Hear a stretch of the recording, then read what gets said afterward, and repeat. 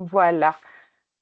Donc, rebonjour à tous et bienvenue pour ce webinaire de restitution de l'étude sur les flottes à faible émission, schéma directeur des infrastructures de carburant alternatifs porté par le PETR Céleste Alsace Centrale. Je suis Léa Génis, chargée de mission transition écologique au PETR et je passe tout de suite la parole à Monsieur Serge Janus, vice-président du PETR et président de la communauté de communes de la vallée de Villers et maire de Breitenau pour un petit mot d'introduction sur cette étude. Bonjour à tous. Alors, comme Léa vient de le dire, bienvenue à tous pour ce webinaire de restitution sur ces études flotte à faible émission et schémas réalisés sur les derniers mois. Ce webinaire doit permettre au plus grand nombre de bénéficier des résultats du travail mené durant ces mois. Donc, on est sur un format court de manière à ne pas monopoliser votre temps de manière trop importante.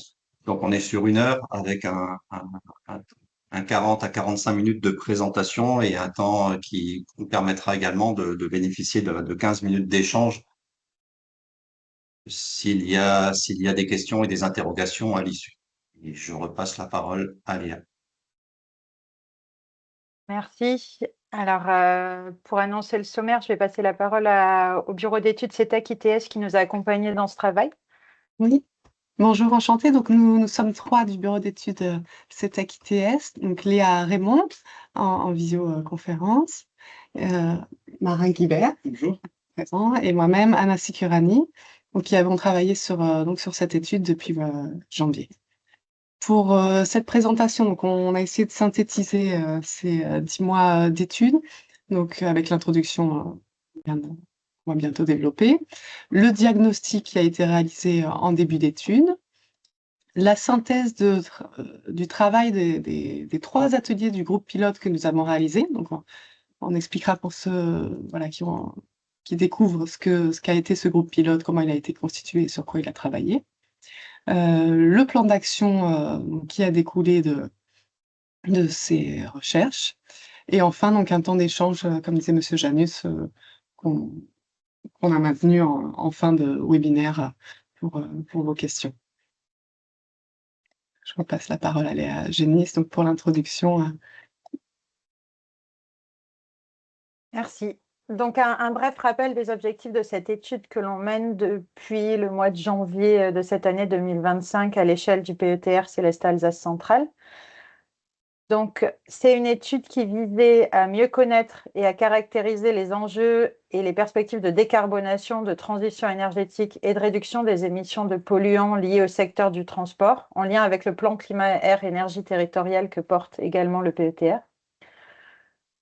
D'accompagner les gestionnaires de flotte du territoire dans leur stratégie de conversion énergétique face aux enjeux de décarbonation et d'obtention d'aides financières liées à ces décarbonations. Il y avait aussi l'enjeu de voir si on arrivait à définir des mutualisations envisageables entre les productions énergétiques du territoire et les distributions de carburants alternatifs, et d'accompagner la structuration d'un écosystème territorial multi-énergie en voyant si on pourrait envisager un projet pilote de station de recharge sur le territoire. Donc, l'objectif de ce webinaire, c'est de restituer le travail qui a été réalisé et de recueillir vos éventuelles observations, commentaires ou compléments.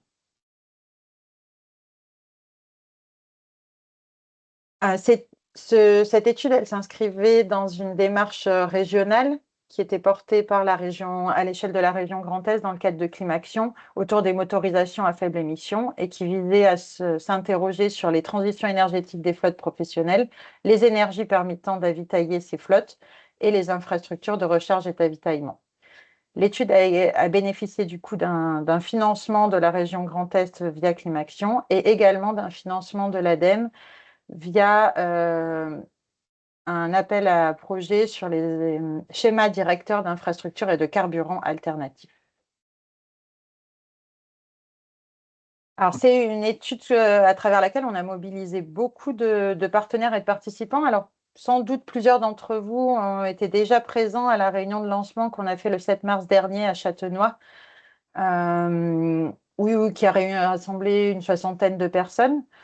On avait aussi mobilisé pas mal de partenaires institutionnels, donc l'ADEME et la région, on en a déjà parlé, mais aussi la collectivité européenne d'Alsace, l'ORTL, le SDEA pour l'eau, l'ADEUS qui nous accompagne également sur le plan climat et le schéma directeur des énergies, la CCI, la CMA, les 4 communautés de communes du territoire, les territoires voisins, donc PETR Piémont-des-Vosges, communauté de communes du canton d'Erstein, le Landkreis d'Emmendingen côté allemand, et aussi au niveau entreprise, la FNTR, l'AFTRAL et le réseau Action.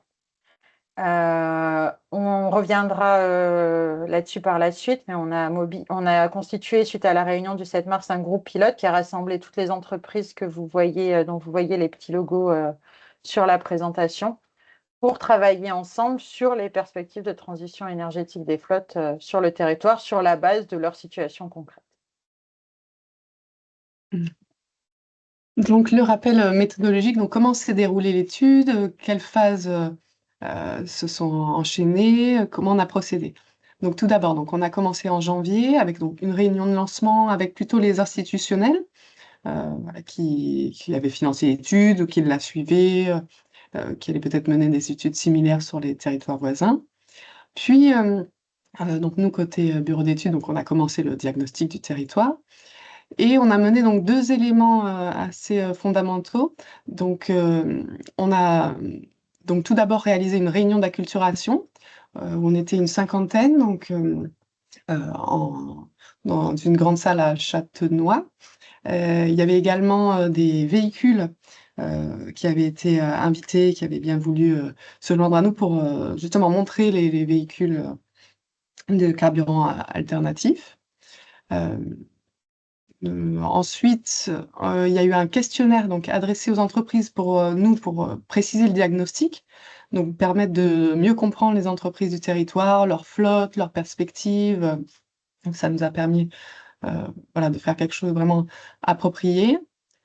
On a également mené des entretiens avec, les entités publiques parce que en tant que gestionnaire de flotte, mais aussi, également, voilà, en tant que donneur d'ordre. C'était donc pour la phase diagnostic.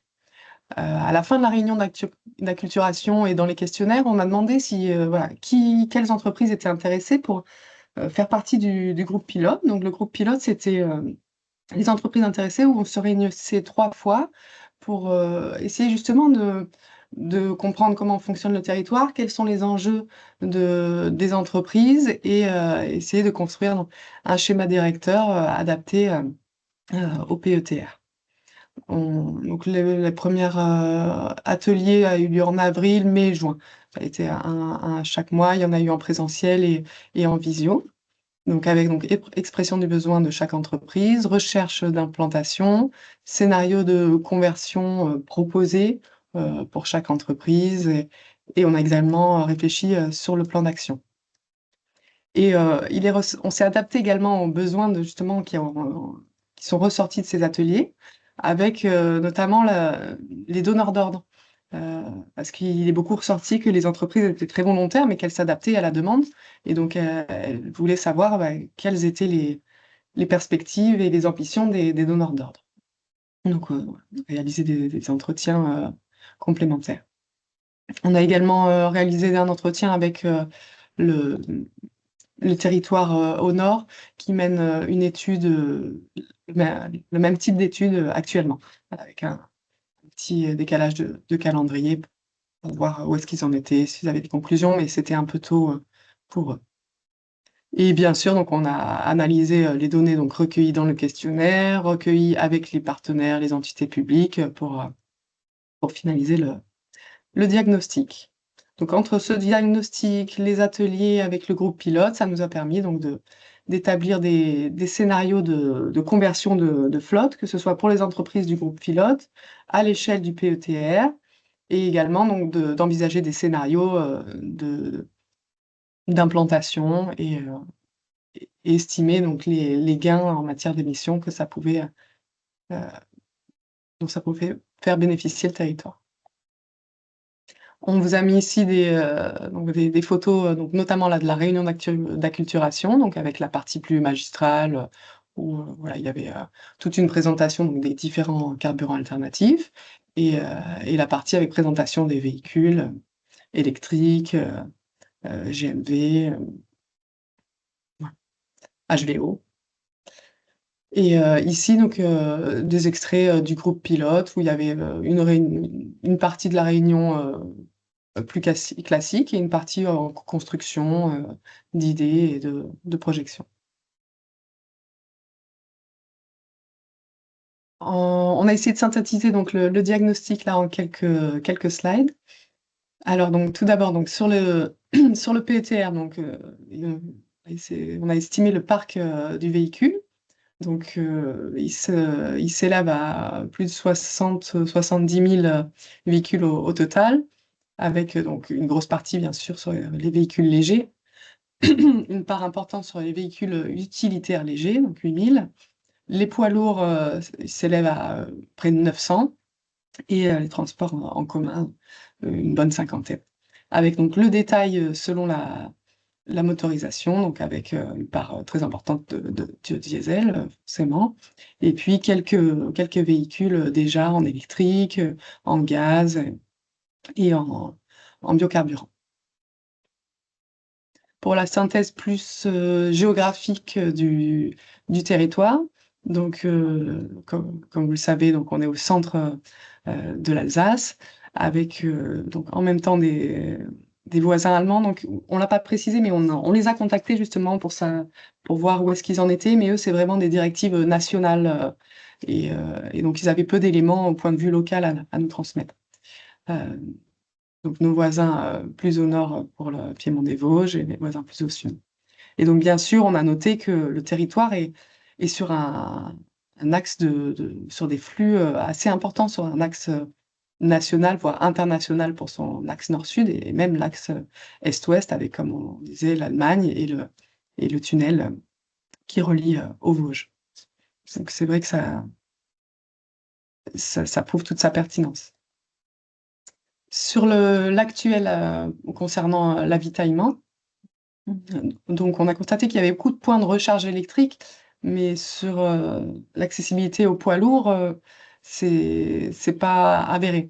Donc il y a les stations-service habituelles et quelques stations-service accessibles aux poids lourds, mais ça pourrait être complété.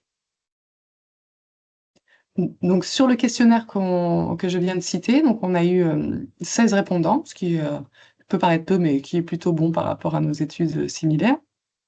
Et donc on a pu ainsi détailler leur flotte. Alors ici, les couleurs, c'est pour les différentes entreprises, mais on a anonymisé sur cette page. Donc avec donc, les véhicules, les véhicules légers, les véhicules utilitaires légers, les minibus, les véhicules utilitaires et les poids lourds. Donc, et pour chaque, avec leur motorisation, gasoil, essence, biocarburant et électrique. Donc, on peut voir que sur les poids lourds, donc, cette étude voilà, elle se concentrait sur les véhicules utilitaires légers, les véhicules légers et également les poids lourds pour lesquels il y a un enjeu particulier. Donc on voit actuellement que voilà, la plupart étaient en gasoil, ce dont on se doutait. Sur donc ces répondants, donc la plupart ont bien déjà engagé des démarches de transition avec donc ce qui est possible de faire, optimisation des trajets, des investissements dans la mobilité électrique pour les véhicules plus légers ou peut-être même pour les véhicules plus lourds pour certains, mais voilà, c'était plus rare. Et la production d'énergie renouvelable et d'autoconsommation. On sait que sur certaines parties du territoire plus à l'ouest, c'est déjà effectif. Donc ainsi, le but, c'est voilà, de réduire la pollution. Mais voilà, il y a eu, on a réalisé qu'il n'y avait pas de transition majeure concernant la flotte. On sait bien aussi que c'est dû au coût très important que ça nécessite. Et donc, les répondants nous ont fait part donc, de ce qu'ils ont déjà pu faire et quels sont les freins en fait qui amènent à ce constat. donc des difficultés de financement, parce que voilà, on sait que c'est des financements très conséquents, un besoin d'infrastructure, mais alors en même temps, on en viendra par la suite, on sait que les infrastructures, elles, ont du mal à s'implanter, sachant que les flottes ne sont pas encore en miroir. Et puis, on le verra également de nouveau par la suite, le manque de stabilité dans la stratégie nationale. Bien sûr, c'est relié au financement. On a du mal à s'engager sur des prix très, très lourds quand on n'a pas peu de visibilité. Donc il y a des actions, il y a des freins sur lesquels il y a des actions possibles. Donc voilà, entretenir le dialogue entre transporteurs et donneurs d'ordre, rechercher des pistes de financement justement avec les partenaires plus institutionnels de la réunion de lancement et dont certains sont présents aujourd'hui. Pour les infrastructures, donc rechercher des convergences, essayer d'optimiser, notamment vis-à-vis du foncier dont on sait que c'est un véritable enjeu désormais.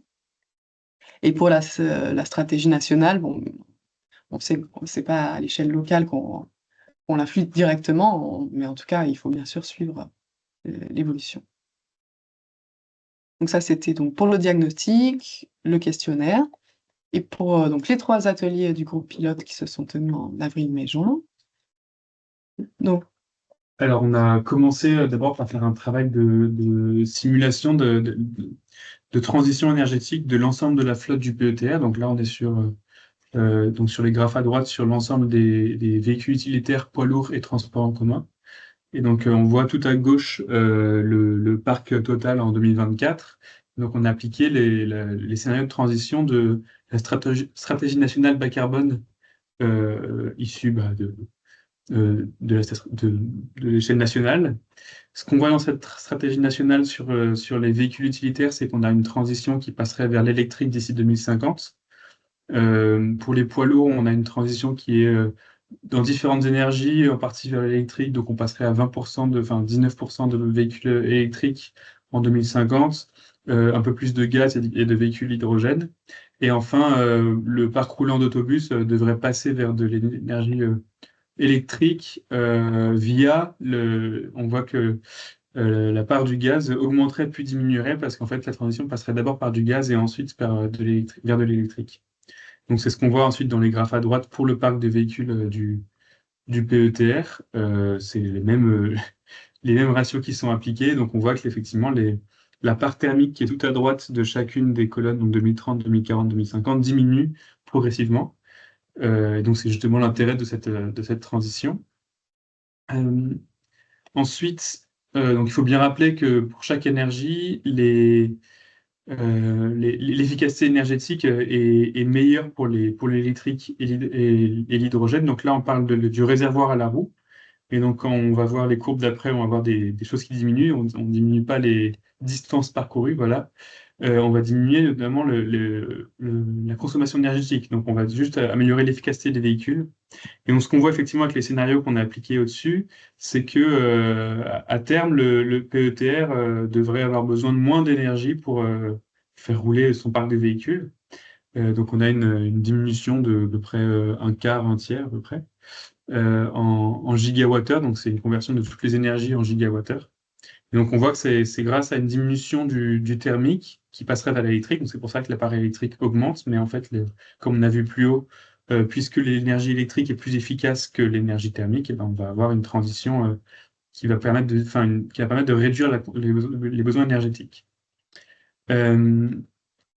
Enfin, donc quand on parle de stratégie donc de décarbonation et de transition énergétique, on se concentre pas uniquement sur le CO2 qui est quand même quelque chose qui est très important aujourd'hui, mais on parle aussi de diminution d'autres polluants. On parle notamment à gauche d'une diminution des émissions d'oxyde d'azote qui passerait donc de 640 tonnes par an à 432 tonnes par an. Donc c'est des émissions qui sont bien réduites, notamment grâce à la réduction donc des émissions via des véhicules utilitaires et véhicules légers notamment.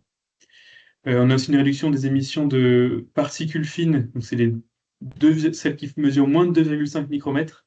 Je crois, elles sont les plus dangereuses dans les différents types de particules fines. Et donc pour les particules fines, on n'aura pas une diminution particulière des émissions parce que les émissions de particules fines ne viennent pas que de la combustion du moteur, mais aussi donc des pneus, des freins. Donc tous les véhicules qui rouleront auront toujours des émissions de particules fines.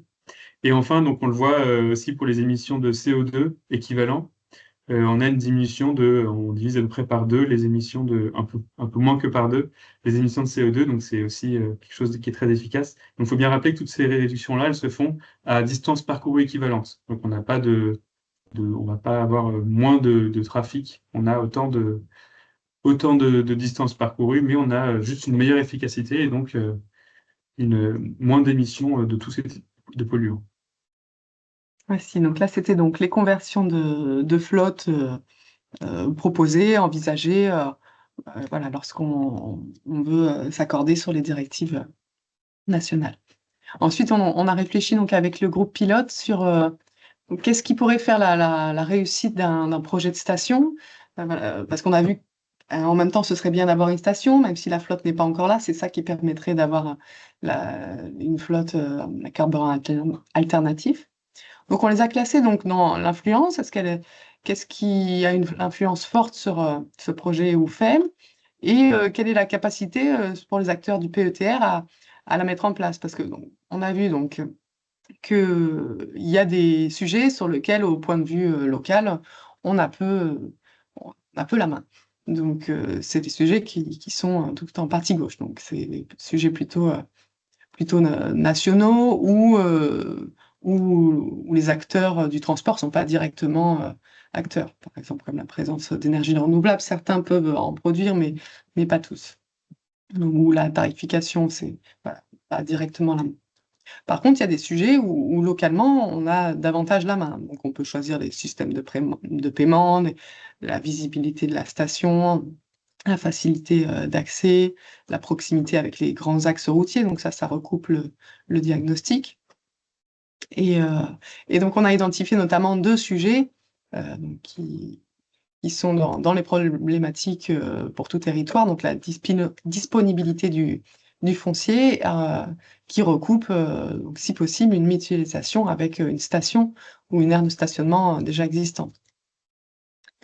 Ça recoupe le diagnostic qu'on a réalisé tout à l'heure avec les stations d'avitaillement. Donc, pour chercher le terrain, donc, on a regardé ça justement. Donc, les lieux d'avitaillement, les flux routiers, donc on a vu tout à l'heure là, on ne vous a pas mis les chiffres détaillés, mais donc on a sorti des chiffres sur les flux principaux, donc bien sûr l'axe nord-ouest et l'axe avec le tunnel. Les friches officielles, parce que voilà, il y a des plateformes gouvernementales qui listent les friches à prioriser. Donc on a essayé de regarder ces friches-ci. Et les études en cours, donc actuellement le PETR amène donc les études d'urbanisme. Donc on s'est rapproché des bureaux d'études qui mènent ces études-là et des services chez le PETR. Et bien sûr des recommandations du groupe pilote qui, eux, connaissent le territoire depuis bien longtemps et voilà, nous ont également orientés. Donc on a ainsi dressé une liste plus complète, mais finalement, voilà, c'est ces 6 terrains-ci qui ont émergé, avec donc des terrains sur l'axe nord-sud, un terrain en vallée la vallée de Sainte-Croix et au port. Et puis, donc, il y aura d'autres pistes à explorer qu'on n'oublie pas, donc sur la vallée de Villers. Et ici, donc, c'est sur la plateforme de Dambar-la-Ville, mais donc ce sera l'étude du Piémont des Vosges qui pourra approfondir cet emplacement. Donc, on ne vous met pas ici tout le détail, mais voilà, il est dans le rapport donc on a une analyse précise des sites et on a donc une analyse multicritère qu'on a résumé et simplifié ici pour aujourd'hui, où on regardait donc si la dimension était suffisante, parce que une station multi-énergie, ça demande une surface importante, si l'accessibilité était intéressante, et la localisation par rapport au flux. Et après, on a regardé les différents risques, les risques inondation, notamment il y en avait un qui en présentait ce risque. Alors ça peut il suffit de surélever l'espace, mais bon, c'est assez conséquent en matière d'aménagement par la suite et de coûts. Le sujet de l'urbanisme, qu'est-ce que actuellement c'est urbanisable, constructible ou non? Et les risques donc plus techniques de retrait-gonflement des argiles, de cavités souterraines, mouvements de terrain, technologiques, pollution des sols, donc qui de nouveau sont pas forcément rédhibitoires, mais qui amènent ensuite des coûts très importants. On a eu donc Enedis et GRDF qui ont fait partie des groupes pilotes, du groupe pilote et donc qui nous ont suivis lors des 3 ateliers. Et donc notamment alors qu'on a étudié les terrains plutôt en atelier 2, ils ont pu donc entre l'atelier 2 et 3 regarder chaque terrain et nous dire s'ils étaient raccordables, si c'était faisable et pas trop difficile. Et donc la bonne nouvelle, c'est que c'était faisable pour tous. Et concernant le gaz, il y en avait même un pour lequel c'était encore plus, c'était un réseau plus aisé à raccorder. Et donc enfin, on a fait un petit focus sur la disponibilité du foncier qui permet de savoir si dans le temps, il y a des espaces qui sont plus faciles à urbaniser que d'autres. Donc en synthèse du diagnostic, vous pouvez voir ici les atouts, les faiblesses, les opportunités et les menaces pour ce projet. Donc pour ce projet, donc les faiblesses, c'est donc l'engagement hétérogène des donneurs d'ordre. Donc on vous parlait tout à l'heure donc des transporteurs qui nous disaient que eux, ils sont volontaires, mais en fait ils ont des clients et donc ça dépend de l'engagement et du besoin des clients. Et donc ça, on a vu que c'était assez variable en fonction notamment de la taille de l'entreprise, parce que les entreprises les plus grosses avaient des objectifs environnementaux à atteindre dans les prochaines années. Donc eux, ils étaient déjà engagés.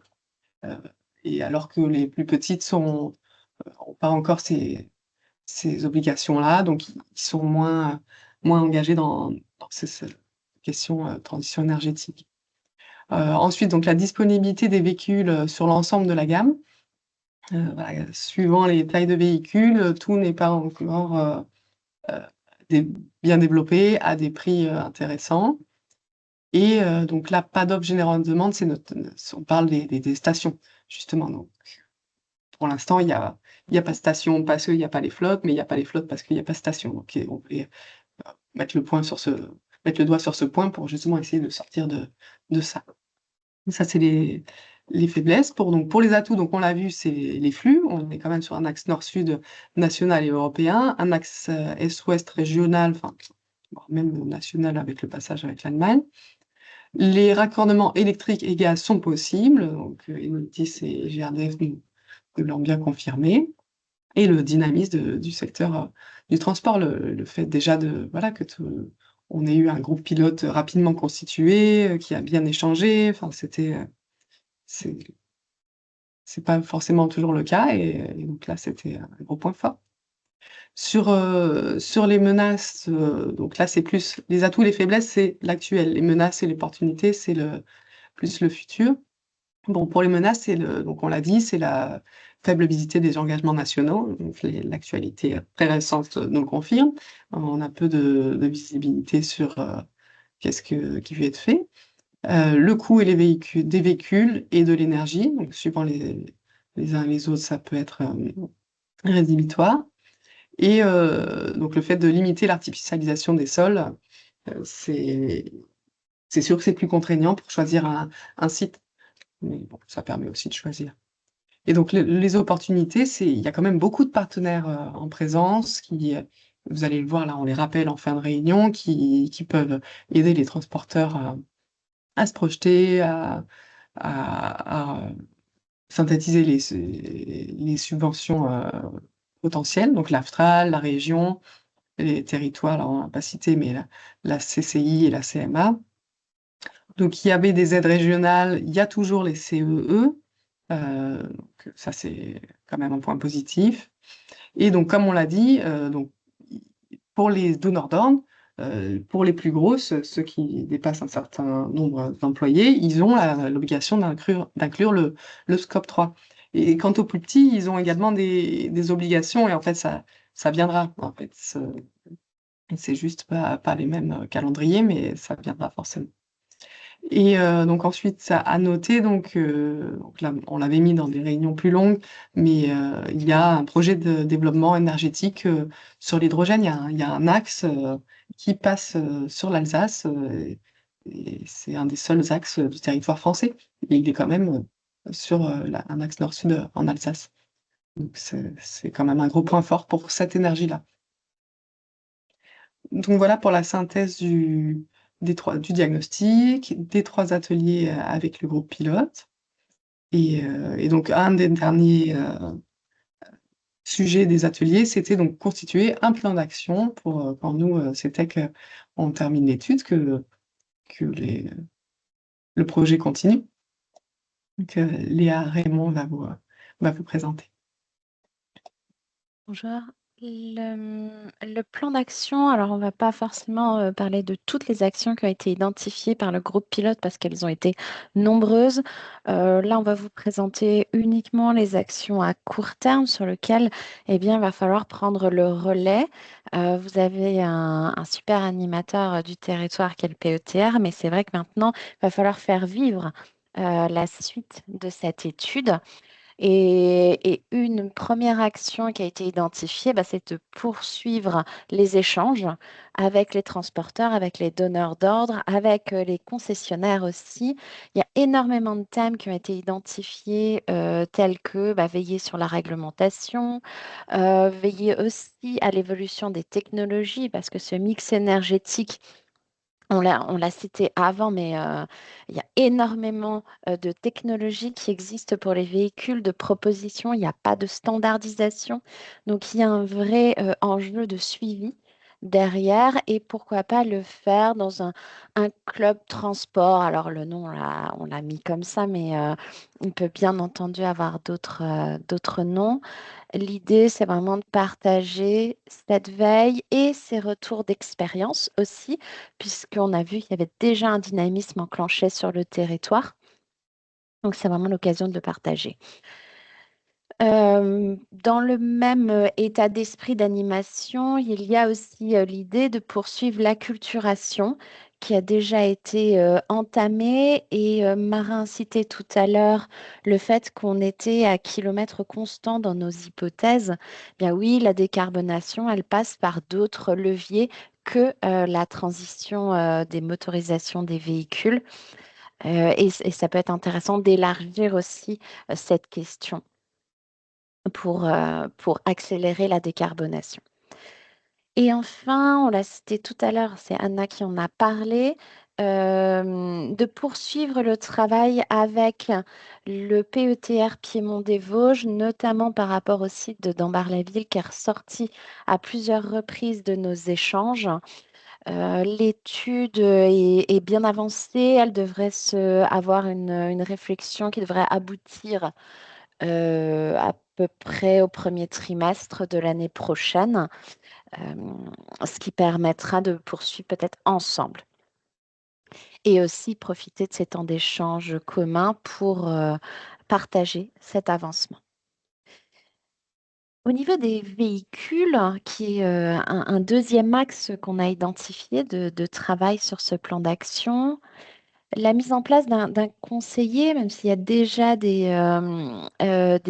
relais locaux qui pourront vous accompagner, on les a cités juste après. Vous verrez, on a joint quelques slides d'ailleurs pour que vous puissiez bien revoir le périmètre de chacun de ces relais locaux. Le conseiller véhicule, lui, aurait plutôt pour objectif de suivre tout ce qui est aide pour l'acquisition de véhicules, le rétrofit, et puis même les infrastructures nécessaires, mais je reviendrai après sur le sujet infrastructure. Et surtout, un sujet important, et ça a été une vraie consigne au départ, c'était de regarder la transition des véhicules, non pas que au niveau de l'échappement, si je peux dire, mais vraiment dans une vision globale, y compris fabrication. Donc, vraiment tout le cycle de vie du véhicule et y compris sur les coûts. Donc, on est sur un coût total de possession. En lien avec ces véhicules, on a identifié que sur le territoire, ben, il n'y a pas de station, on l'a dit tout à l'heure, ou peu de stations pour les carburants alternatifs pour ces véhicules plus lourds.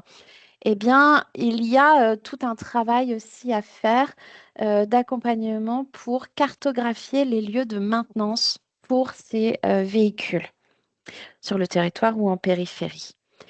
Et quelque chose qui pourra beaucoup aider à l'implantation de nouvelles infrastructures, c'est d'avoir une connaissance des flux, enfin du trafic routier par énergie.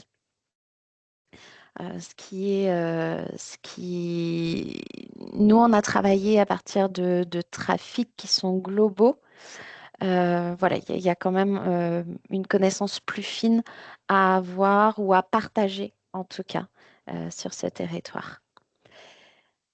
Enfin, les infrastructures, on a déjà bien abordé le sujet de la station multi-énergie. On n'a pas dit une chose peut-être tout à l'heure qui est important aussi, c'est qu'on voit qu'il y a un besoin qu'elle soit évolutive. On voit qu'il y a quand même dans le temps une évolution, ça se voyait sur les scénarios SNBC du besoin énergétique qui va évoluer. Ça va bien sûr avec le sujet transition. Alors, les actions pour les infrastructures, mais d'abord peut-être organiser des visites de stations. Il en existe aux alentours du PETR. Il y a déjà certaines visites qui ont été organisées. Et bien, poursuivre ces visites pour bien comprendre les contraintes, les enjeux, ce que la station a pu apporter aussi au territoire qui l'a déjà mise en place. En lien avec ça, on a comment gouverner cette station. Et ça, c'est un vrai sujet, on va l'approfondir juste après. Au niveau des énergies, il y a la possibilité de peut-être organiser des démonstrateurs électriques, GNV, pour bien connaître ces infrastructures ou en tout cas mieux comprendre comment elles fonctionnent. Alors, on ne l'a pas mis là d'ailleurs. C'est- euh, oui, connaître aussi bah, l'évolution des stations existantes en lien avec cette limitation de l'artificialisation des sols. Vous avez des stations existantes sur le territoire. On les a vues tout à l'heure, elles étaient en noir sur la carte. Elles proposent un certain nombre de carburants. Demain, elles pourraient proposer des carburants alternatifs. Et tout le travail sur le territoire, ben, c'est d'avoir une cohérence d'ensemble. Donc, c'est intéressant de suivre leurs actions. Approfondir l'échange sur l'intérêt d'utiliser une énergie locale. Oui, en lien avec ce schéma directeur des énergies, il y a déjà des énergies alternatives disponibles sur l'Alsace centrale. Mais l'idée, bah, c'est que ça va évoluer dans le temps et voir comment on peut les intégrer au mieux dans ces infrastructures en lien soit avec le GNV, soit avec l'hydrogène via la production d'électricité localement et en lien aussi avec la recharge électrique. Euh, et suivre les avancées des groupes de travail. Tu as parlé tout à l'heure, Anna, de Rhine. Il y en a un autre qui évolue. Alors, c'est aussi autour de l'hydrogène, celui qu'on a cité, qui s'appelle 3H2 et qui est un groupe de travail international, enfin européen, on va dire, allez, soyons quand même moins ambitieux, européen en lien avec le Rhine. Mais il y en a d'autres hein, qui existent et c'est plutôt bien de pouvoir continuer à suivre et de faire des retours via ce club transport. Vous voyez que les actions, elles sont sur ces trois axes. À plus long terme, sont ressorties beaucoup d'actions qui concernent notamment le déploiement de cette infrastructure multi-énergie, station multi-énergie. Alors, on va se focaliser là-dessus sur les deux prochaines slides. Premier élément qu'on souhaitait partager dans la réflexion, puisque à ce jour, hein, ce n'est pas complètement abouti, mais c'est de se dire, voilà, il va falloir qu'on arrive à trouver la bonne gouvernance demain pour une éventuelle station, maintenant qu'on a vu qu'il y avait un intérêt sur le territoire. Et ça dépend donc à la fois du foncier qui sera trouvé, des consommations, enfin des engagements de consommation qui vont pouvoir être euh, disponibles dans le temps, et puis aussi de l'engagement d'un porteur de projet. Tous ces éléments vont faire qu'on sera sur un niveau de gouvernance un montage contractuel qui va être un petit peu qui va être différent. On peut avoir un montage qui est complètement privé, public, mixte, euh, complètement piloté au niveau local ou plutôt simplement par des niveaux d'engagement ou de performance. Voilà, là vraiment, à ce jour, tout est encore ouvert et il reste encore du travail pour bien définir la bonne gouvernance pour une future station. Et justement, pour ces stations, on a un certain nombre d'étapes qui étaient listées dans un guide qui a été établi par la région il y a quelques années. Et à ce jour, les 4 premières étapes ont déjà été bien initiées, comme vous l'avez entendu. Les énergies pertinentes pour une éventuelle station ont été bien identifiées. Les sites d'implantation, il y a tout un travail qui a déjà été, qui a permis de dégrossir et d'identifier ces 8 potentielles zones.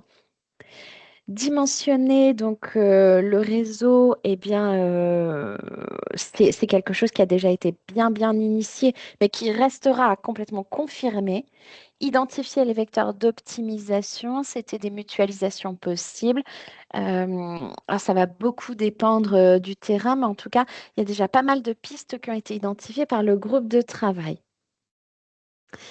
Et avant de pouvoir passer aux étapes suivantes, que sont parler de la faisabilité technique et financière, et puis ensuite d'aller véritablement vers le déploiement puis l'exploitation, il faut bien valider ces différents objectifs et points techniques pour pouvoir avancer. Mais là, je ne vous apprends rien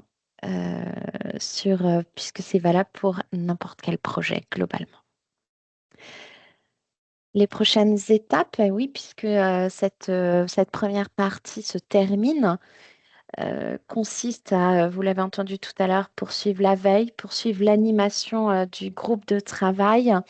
euh, et pourquoi pas, si vous le souhaitez, d'ores et déjà aujourd'hui même s'inscrire pour se dire, voilà, on a envie de faire partie de ce prochain groupe ou club, peu importe.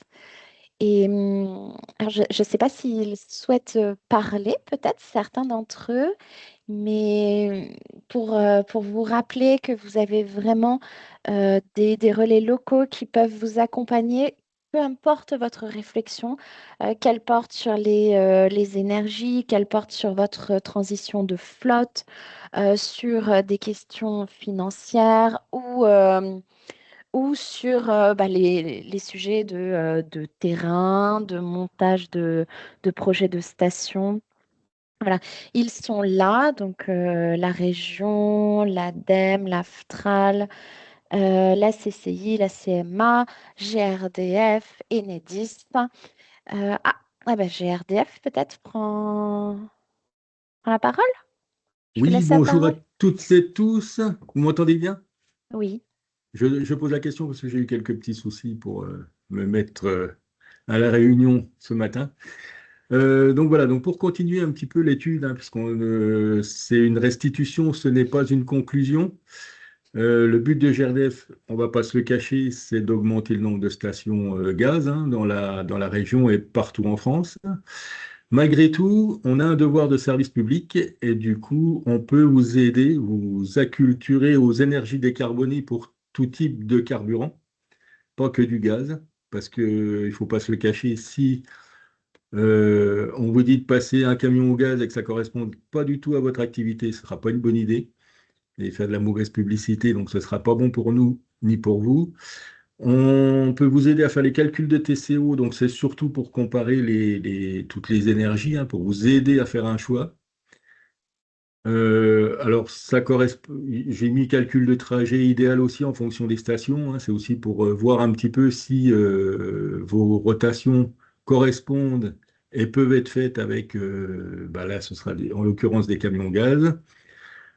Alors, comme je dis, aide à l'ouverture de stations privées. On ne va pas vous aider à financer les stations privées, mais on peut vous aider à faire le projet, à développer le projet. Donc, on vous accompagne tout au long de ce projet pour aller bah, de la feuille blanche jusqu'à la station qui vous servira par la suite. Et vous expliquer aussi les différentes stations. Et le flocage du véhicule, ça par contre, c'est une aide financière. Donc, c'est fait par GRDF. On vous informe concernant les subventions. Donc, j'ai Lionel Pommier qui est à côté de moi, qui m'aide aussi sur le sujet, hein, sur les subventions de la région. Donc, il est avec moi aujourd'hui parce qu'on a une réunion tout à l'heure assez importante sur le sujet. Et puis, on est là aussi pour apporter toutes les informations utiles, donc les cartes des stations et puis tout ce qui peut vous aider en fait à passer, à changer votre flotte. Et j'en profite aussi pour dire que j'organise le jeudi 30 octobre une visite de la méthanisation de Chervillers pour vous donner un petit peu, vous montrer bah, comment ce qu'on appelle nous le gaz vert et vous démontrer ce que c'est que de l'énergie décarbonée. Donc si je ne vous ai pas envoyé d'invitation, n'hésitez pas à m'écrire, à m'envoyer un petit mot pour me dire tiens, j'ai pas été invité et vous serez les bienvenus. Merci beaucoup. Est-ce que d'autres souhaitent intervenir? Alors après, Il y a tout le une- monde n'est pas présent, mais on Ouais, vous a mais mis dans la présentation et vous pourrez, si vous voulez les faire défiler rapidement, les différents accompagnements techniques qui existent de la part des... qui vous avaient déjà été présentés d'ailleurs lors de la réunion la réunion d'acculturation du 7 mars. Donc, vous retrouverez l'accompagnement d'Enedis, les aides au raccordement aussi qui peuvent être faites. Si vous voulez passer, voilà, les différentes étapes aussi qu'il peut y avoir pour raccorder des bornes de recharge tout type et toute puissance. Après, vous aurez les accompagnants. Ben là, on a remis les coordonnées de Monsieur Pommier. Le lien vers les certificats d'économie d'énergie que vous pouvez solliciter aussi pour la transition énergétique des véhicules de manière très large. Donc, il y a toute une liste en fait de fiches qui vous permettent de bénéficier de certificats d'économie d'énergie. Euh, les accompagnements de la CCI avec les contacts. Je crois que Emma est là. Elle était par là, mais si Emma veut prendre la parole, elle pourra le faire à un moment. Et de la CMA aussi, plus pour le volet artisan. Donc, je crois qu'on est au bout. Oui. Voilà, comme ça, vous avez toutes les coordonnées dans la présentation des référents qui avaient été mobilisés dans le cadre de l'étude. Je pense qu'on peut ouvrir aux questions. On a déjà un petit peu débordé sur le temps de présentation qui était proposé. Si vous avez des questions, n'hésitez pas, que ce soit dans le chat ou simplement en prenant la parole. On n'est pas si nombreux que ça ce matin.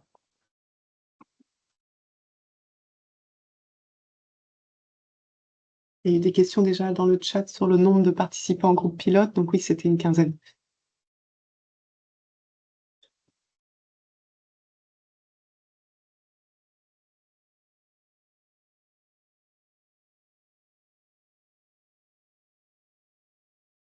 Tout était parfaitement clair.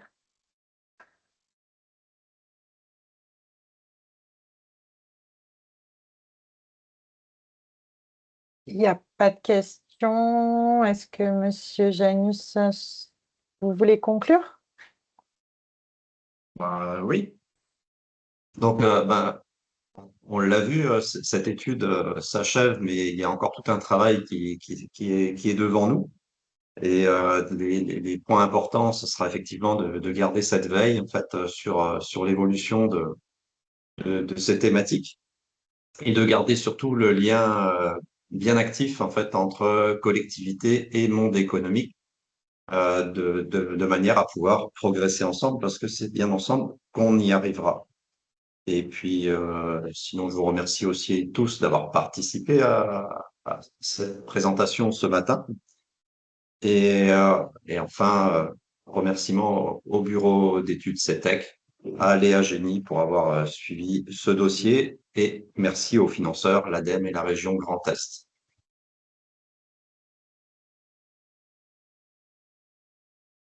Merci à vous. Merci à tous. Merci beaucoup. Au Au revoir. revoir, bonne journée.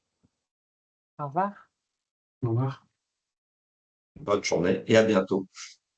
Yep.